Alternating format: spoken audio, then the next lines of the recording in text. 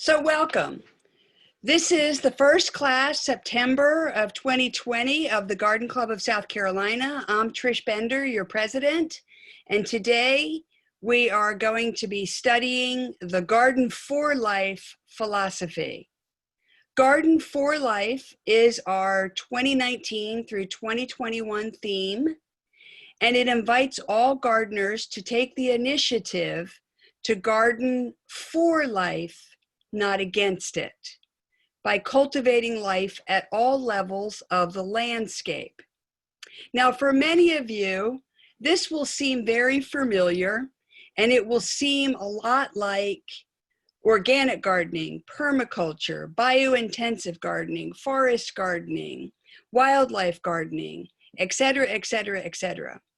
And while many of these practices can be included in a Garden for Life plan, the Garden for Life philosophy is bigger than all of that, because the Garden for Life seeks one secret ingredient more than anything else, and that is connection over perfection.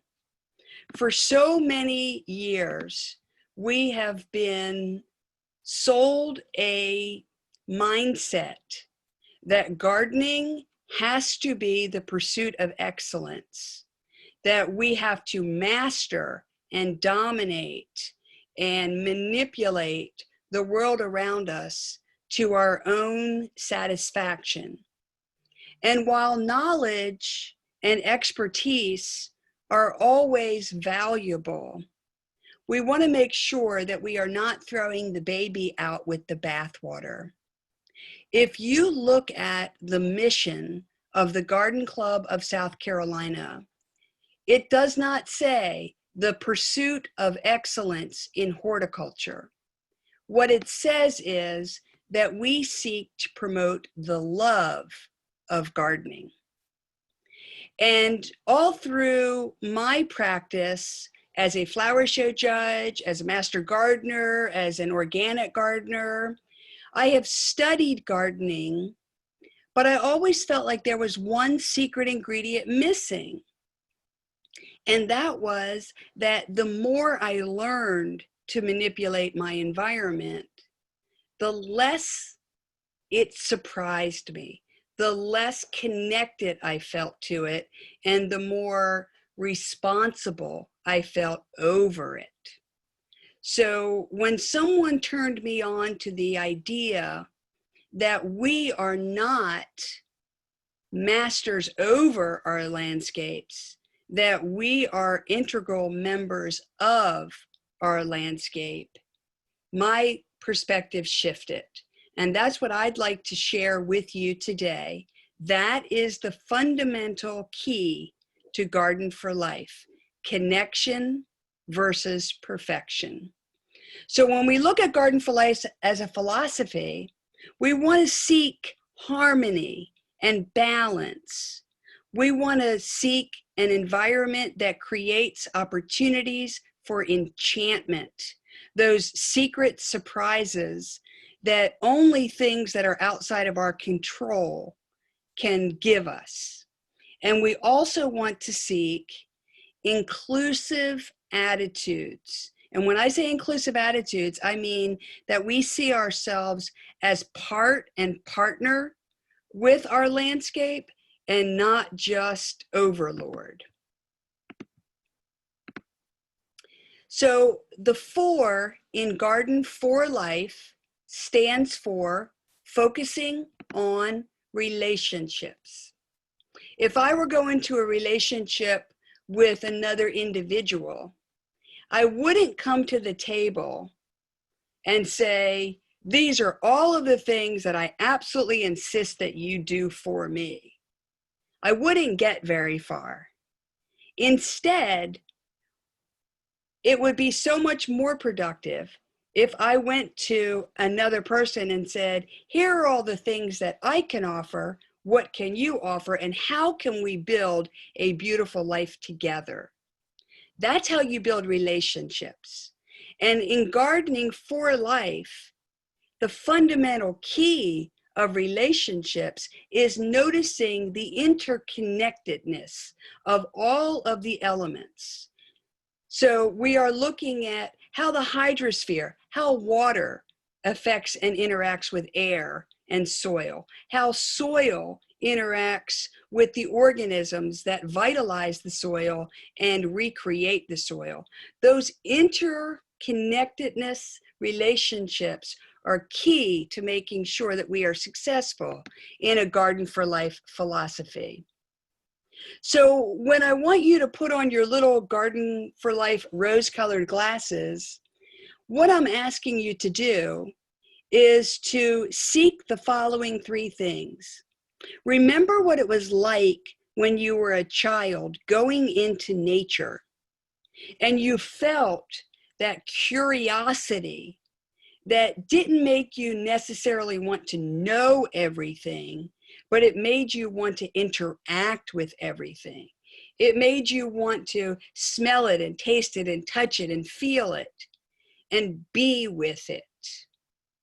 And out of that curiosity became this appreciation that I call fascination, where you are interacting with nature in such a way that it enriches both you and the world around you. It's kind of like going into the woods when you do forest bathing and you just feel your whole body wanting to relax. That's the key to expressing curiosity, fascination, and wonder.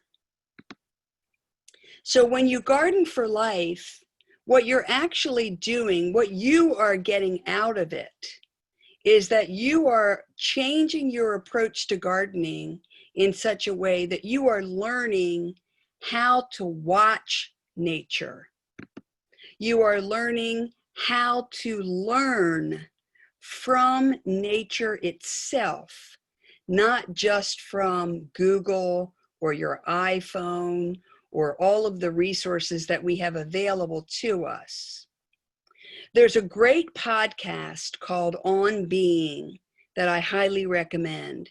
And in a recent TED Talk on this podcast, the owner of TED Talk said, you know, so often we seek to name things and assume that we know them because we can identify their name. But that is such a small part of who and what that thing is. So as gardeners, we often say, well, that's a Camellia japonica and it needs this and it needs that and it needs that. But what are we actually learning from that plant? How are we engaging with it? How is it enriching our lives? So again, knowledge is very important, but learning how to interact with things so that you allow those things to teach you naturally is also of value. How to explore. You know, children know this naturally, and there's a great book about nature play that I highly recommend. You can get it on Amazon if you work with children. And it gives you opportunities of creating natural spaces for children to learn in a natural way. This is also the fundamental policy of Waldorf school, of many Montessori schools. And as adults, we sometimes forget how valuable it is to just explore something so that we don't necessarily have to master it. We can just simply be with it. Let it wash over us and let us enjoy being in that sacred space with creation. How to sit. Now, for many of us, this is very difficult, but I always challenge my garden club and the garden clubs that I speak to that after this class, I invite you and challenge you to go out into your garden and what I call kappa squat. Sit down in the middle of your garden, sit down in the middle of your weeds, in the middle of an overbrushed area, and just sit there. Don't think about all of the things that need weeding and pruning and fertilizing and tending to. There's always time for that. But instead, allow yourself to be in the space, to engage with it, and let it surprise you. Let something catch your eye in your periphery so that you can be surprised. It's not something that you have any control over. And when you relinquish control, that's when the magic happens. And that's when you can lose yourself. So by creating spaces systematically, collaboratively, that engage us and give us the opportunity to get lost, to be spiritually, mentally, emotionally transported to another space, a space where you're not thinking about all the to-do items. You're not evaluating how well you are doing as a gardener, but you are just connecting with nature. That's Garden for Life. And sometimes, if you're lucky, every now and then, you will have a secret, sacred moment. This is a moment that I had in my own garden where once a year, my garden surprises me with a Louisiana water thrush. Now, sure, I could be proud that I have created the habitat that welcomes this bird, but this bird chose our garden 1 week out of the year when it's migrating through, and it gave me that glorious dance with its tail bobbing up and down. It's a very shy bird, and I just happened to be in the right moment at the right time to be able to enjoy that dance. So how does this differ from traditional gardening? Well, the goals are different. They are not in conflict with one another. I'm not here to tell you that the way you're gardening right now is wrong. I still want you to learn as much as possible to perfect your skills, but don't stop there. Make sure that you are pursuing the enjoyment and the love of gardening and the connection with nature just as much as you are pursuing the knowledge of natural stewardship. So where traditional gardens are only going after beauty or function, Garden for Life gardens are seeking harmony and balance. Where you may have a more manicured look in a traditional garden as the general model, GFLs prefer a natural feel. So it can look neat, but if it doesn't enrich the feeling that you have when you walk through that space, then you still have work to do. Where traditional gardening has large grassy areas based on an archaic model of grass and monoculture is the goal, Garden for Life and modern gardens have minimal turf areas.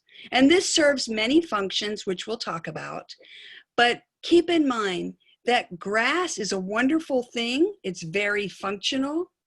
But if it is not necessary, perhaps we can engage in just using it as the pathways through our natural space.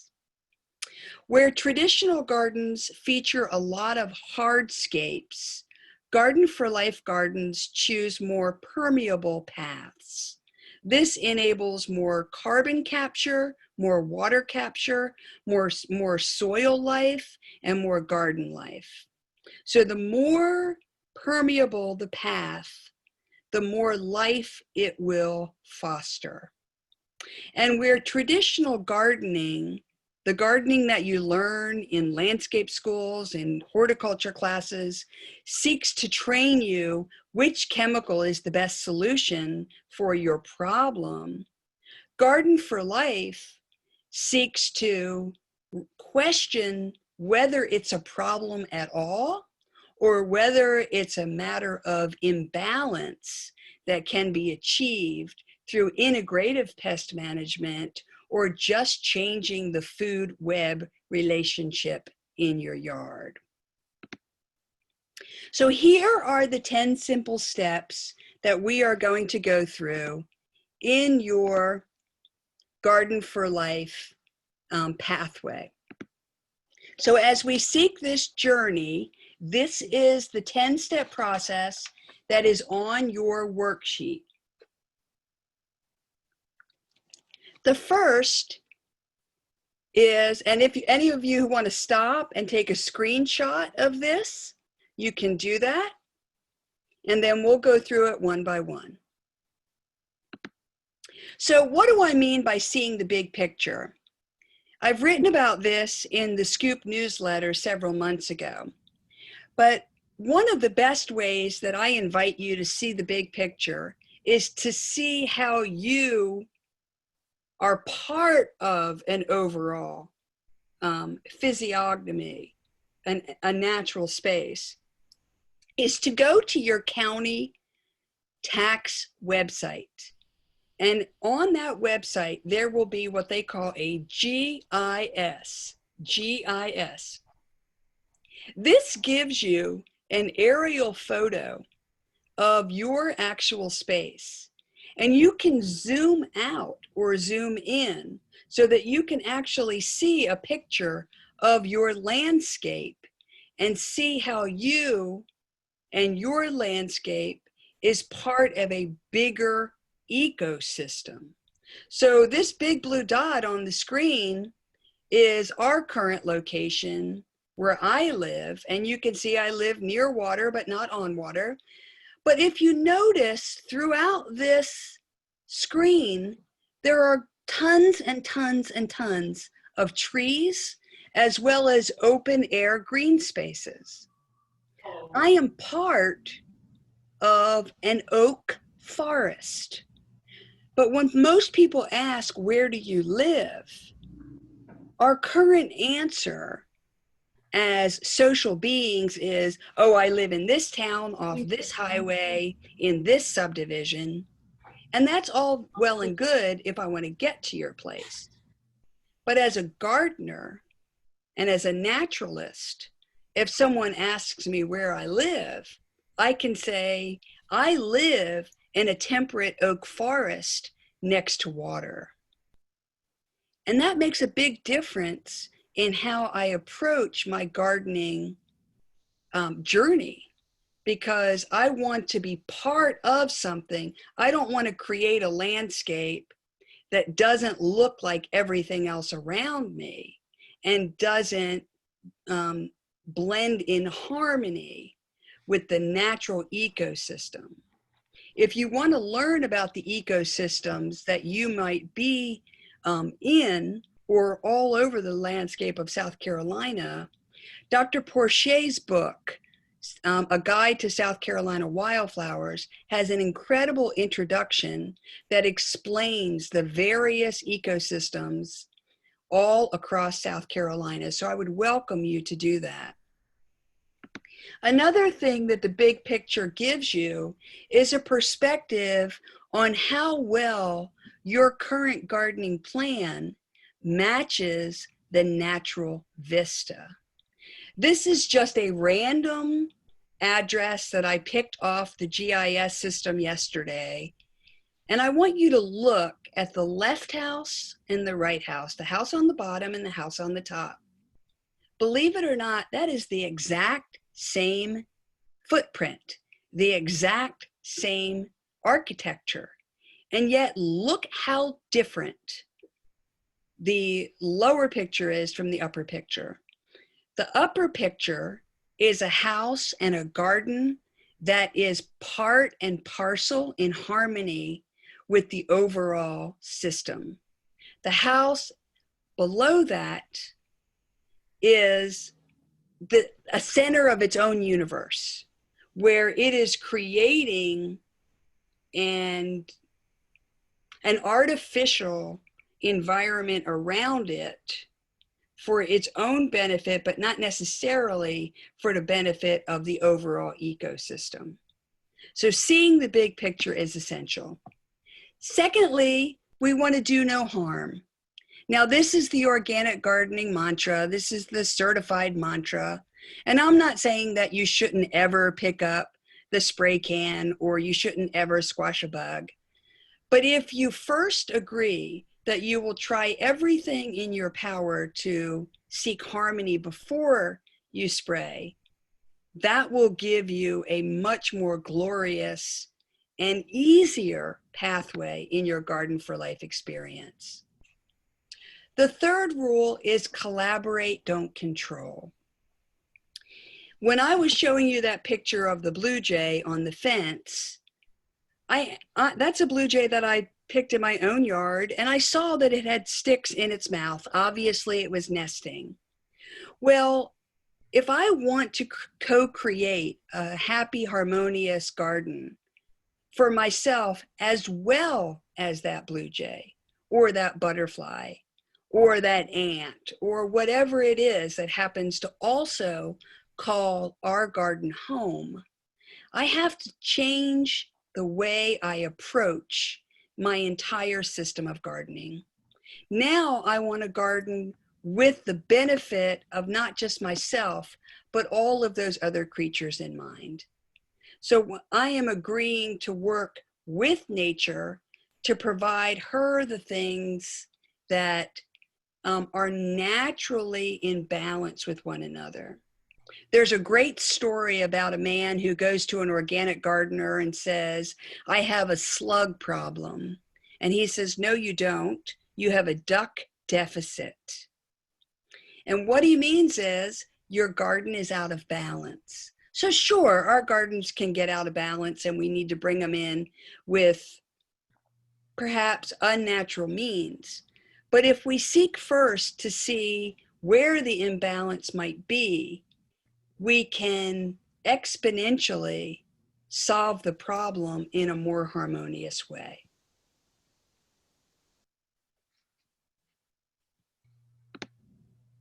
Observe, observe, observe.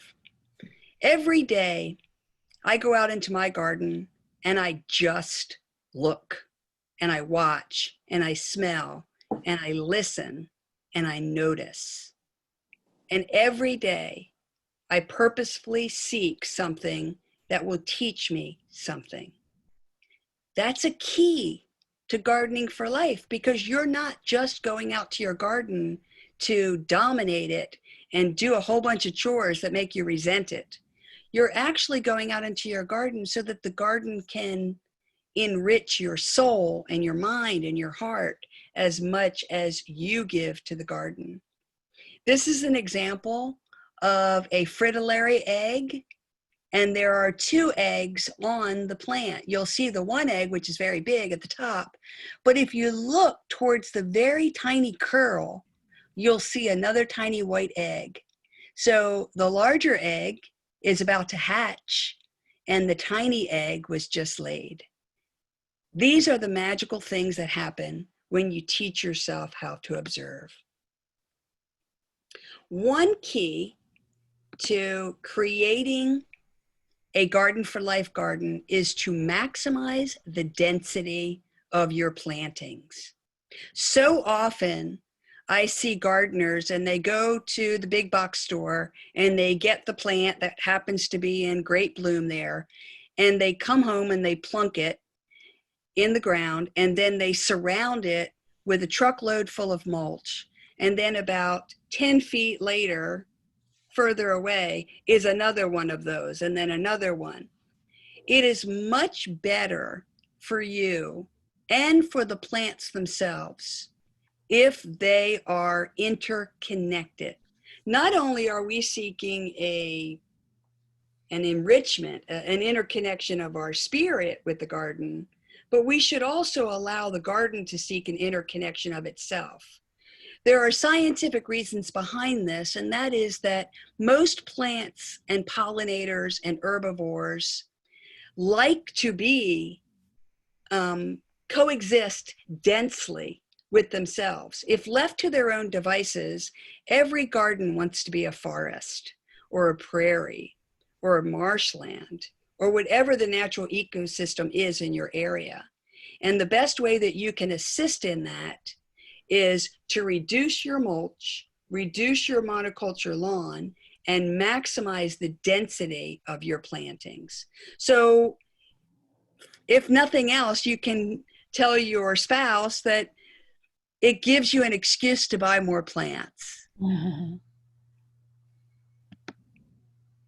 And shrink the lawn. Doug Ptolemy has talked to us about this for years and years. Shrinking the lawn creates an opportunity for us to still keep the functional areas that are necessary for a safe and happy human life. But if we expand the garden, and you can see in this picture from USA Today, this gardener's lawn is getting smaller and smaller and smaller. This is a GardenFORLife gardener who made the commitment to Doug Ptolemy to start to expand the space slowly over time. And over time, you see that the garden is getting closer and closer and closer to the house. Minimizing the non-functional areas is probably one of the best things that we have learned how to do in corporate America, in industrial landscaping, in cityscaping, and in naturescaping. So on the left is a concrete model. It's safe, it's easy to traverse, but it is also sterile. How much more inviting and alive and engaging and environmentally responsible is the habitat on the left, where all they did was carve out a functional pathway through the natural vista. This is our current mantra. It is our mantra that will stay our mantra for a very long time. And that is, we want to plant natives and non-invasives over cultivated, invasive, or big box store super bloomers. Now, I'm not saying that you should never buy from a big box store again, because they are starting to catch on by our shifting demand that native plants lead to natural harmony, lead to more enriched ecosystems, et cetera, et cetera. And so the more natives we plant, the more pollinators and herbivores and animals can coexist with us, and the better we are as human beings and as a planet. So I'm not going to harp too much on this, but I do want you to remember that this is a key ingredient. When you approach your landscape, I want to make sure that you remember to always landscape in layers. Now, when you take the Master Gardener course, which is an excellent course, or you take the Garden Club Garden Study course, another excellent course, the first thing you learn about is the soil. And so a lot of times as gardeners, we start with the small things. We start with the immediate annuals that give us that immediate gratification. In a GardenFORLife gardening, you are not just gardening for you. You're gardening for everything, every living thing that you want to invite into that space. So it's almost better to go a top down and to start with the canopy layer. Now, most of us already have, when we purchase our properties, we already have a canopy layer, unless you're in a new subdivision, and then you have to start from scratch. But the canopy layer is usually, in South Carolina, our keystone species, the oak or the pine or the hickory or the other hardwoods that call so many species home. So make sure that you provide as much opportunity for the larger species. These are the species that can grow 75, 100, 120 feet tall. And make sure that you set your landscape plan with that full scale opportunity so that you give that plant and tree room to grow. Once you have your canopy layer, then you go top down. Next, you go to your understory and your edible crops and your shrub layers. And this is where you have your thickets and your hedgerows and your people-free zones. Then you go to the herbaceous layer, your perennials, your annuals, your woody smaller shrubs, your vegetable layer, your blueberry bushes. From there, you go to your pollinator herbaceous layer, and this is where we talk a lot this year, particularly in our Planting with a Purpose, where we give you the top 16 plants for pollinators and herbivores in your yard. And if you want more information on that, you can go to our website. And then you have your ground covers, your food crops, your root crops. Now, these don't always have to be edibles for you. It could be burdock root. It could be horseradish. It could be rhubarb. It could be anything that's going to plow down into the soil and enrich that soil deeper and deeper and deeper. And then once you have all of that, then you add your vines. And these fill in the spaces that are usually connected to your people zones, your house, your fence, the arbor, the trellis, and you let those enhance the vertical nature of your gardening landscape plan. Now, most people, when I say people-free zones, they get scared. But if I went into any garden, chances are I would find and identify at least one or two people-free zones. These are absolutely critical to wildlife and natural balance. People-free zones are spaces that are either wild brush piles, that area next to your compost pile where you put the yard debris. Don't always let it get scooped up and taken to the landfill. I try to strive for an opportunity where nothing leaves our space, where it continually recycles itself and renourishes the soil. For many reasons. Number one, I want to capture that carbon, but also I want to create habitats for everything that needs to call those people-free zones home.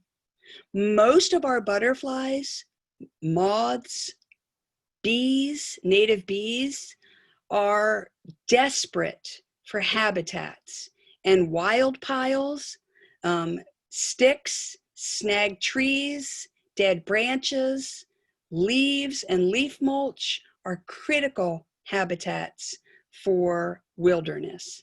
So make sure that you create two types of people-free zones in your garden. One is the wild brush pile, and the second is dense plantings that are so thick, and you could put these at the edges of your garden, that you can't naturally walk through them except maybe once or twice a year.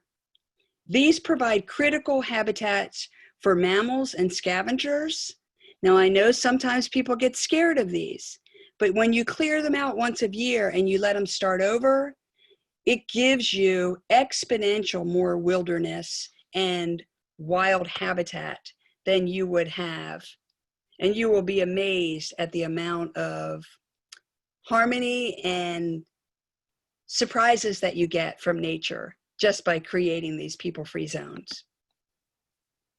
So this is the Enchantment Opportunity.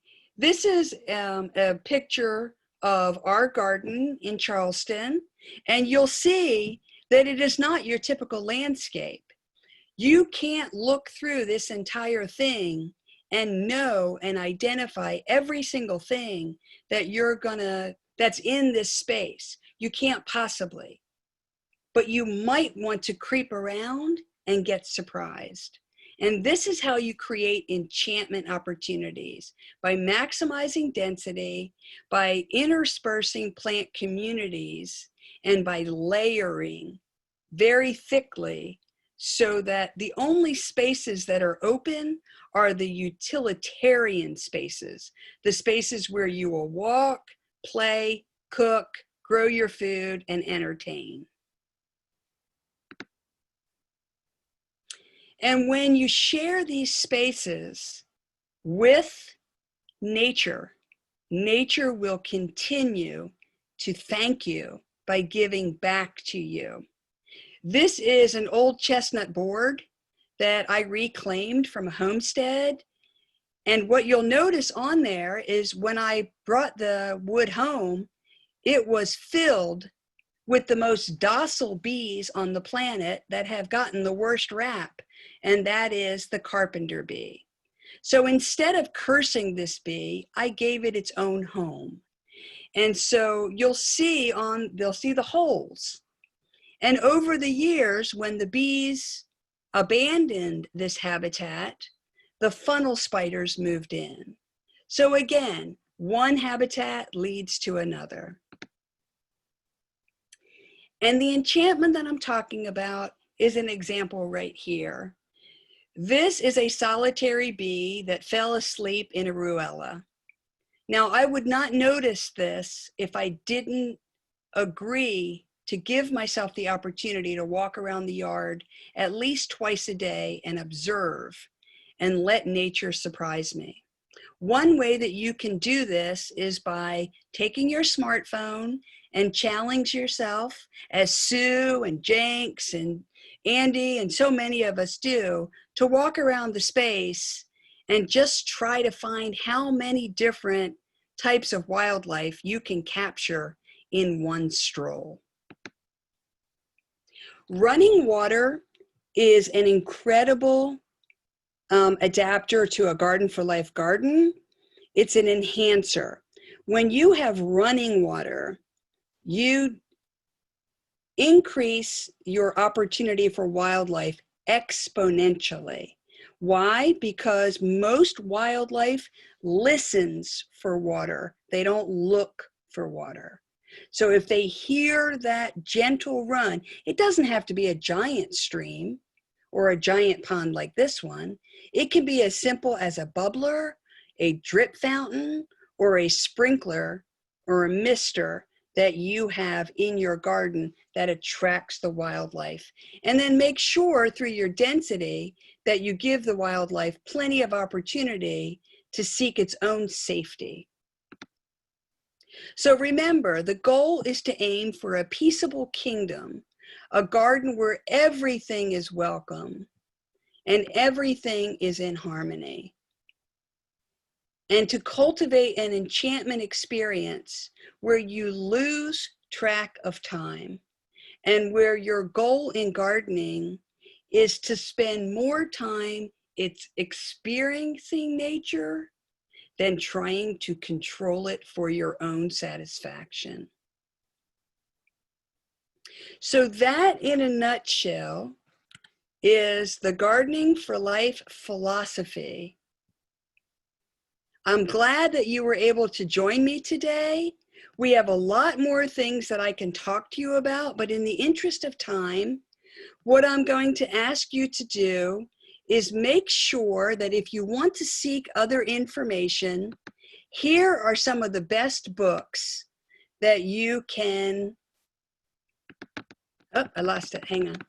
Here are some of the best books that you want to copy down. These are all on your worksheet. And these will give you a step-by-step shift in paradigm so that when you are seeking harmony in your garden, you are actually doing it slowly over time, where you can, there it is, where you can work with nature. Obviously, Doug Ptolemy is great. A Guide to Wildflowers is also excellent if you want to learn about South Carolina. But I would invite you to do add a few other books to your wheelhouse.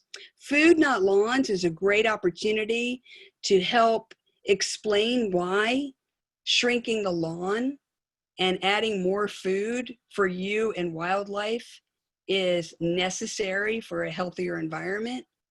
The Garden Awakening is by Mary Reynolds, the youngest female to ever win the Chelsea Flower Show Landscape Design Award. And I would also ask you to take part in the Xerces Society, Xerces. They have a whole line of books that introduces you to working with nature through beneficial insects and pollinators and other invertebrates. 100 Plants to Feed the Bees is a national book that the Xerces Society puts out, and it gives you amazing opportunities and suggestions. Our Planting with a Purpose also, again, gives you the top 16 plants that we have tested across South Carolina at Riverbanks Botanical Garden and found to be a perfect model for enhancing your bee and butterfly landscape. So that is Gardening for Life. Remember, the key to Gardening for Life is connection, not perfection. I'm Trish Bender, your Garden Club President, and I thank you very much for joining me in this lesson. We will now open it up for questions. Hang on with me just a moment.